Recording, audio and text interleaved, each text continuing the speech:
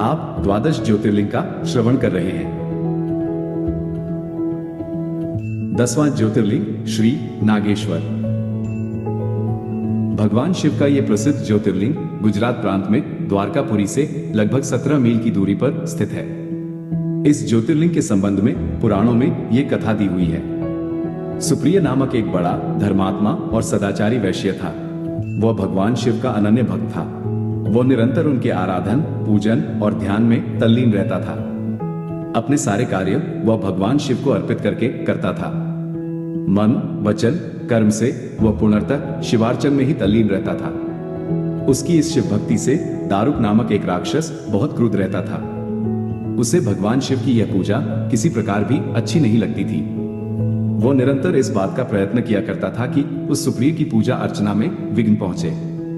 एक बार सुप्रिय नौका पर सवार होकर कहीं जा रहा था। उस दुष्ट राक्षस दारुक ने यह उपयुक्त अवसर देखकर उस नौका पर आक्रमण कर दिया। उसने नौका में सवार सभी यात्रियों को पकड़कर अपनी राजधानी में ले जाकर कैद कर दिया। सुप्रिय कारागार में भी अपने नित्य नियम के अनुसार भगवान शिव की पूजा आराधना करने लगा। अन्य बंदी यात्रियों को भी वह शिव भक्ति की प्रेरणा देने लगा। दारुक ने जब अपने सेवकों से सुप्रिय के विषय में यह समाचार सुना, तब वह अत्यंत क्रुद्ध होकर उस कारागार में आ पहुंचा। सुप्रिय उस समय भगवान शिव के चरणों में ध्यान लगाए हुए दोनों आंखें बंद किए बैठा था।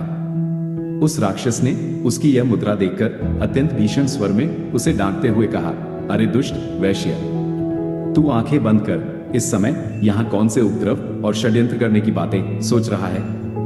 उसके ये कहने पर भी धर्मात्मा शिवभक्त सुप्रिय वैश्य की समाधि भंग नहीं हुई। अब तो वह दारुण नामक महाभयानक राक्षस क्रोध से एकदम बावला हो उठा। उसने तत्काल अपने अनुचर राक्षसों को सुप्रिय वैश्य तथा अन्य सभी बंदियों को मार डालने का आदेश दे दिया।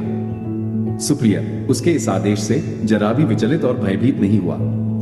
वह एकनिष्ठ भाव और एकाग्र मन से अपनी और अन्य बंदियों की मुक्ति के लिए भगवान शिव को पुकारने लगा।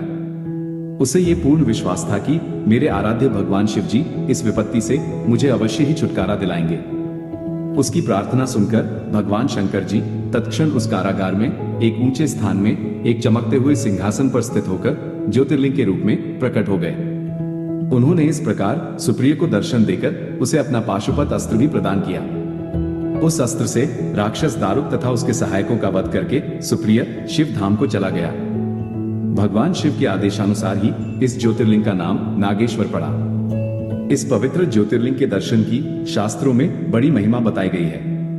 कहा गया है कि जो श्रद्धा पूर्वक इसकी उत्पत्ति और महात्म्य की कथा सुनेगा, वह सारे पापों से छुटकारा पाकर समस्त सुखों का भोग करता हुआ अंत में भगवान शिव के परम पवित्र दिव्य धाम को प्राप्त होगा।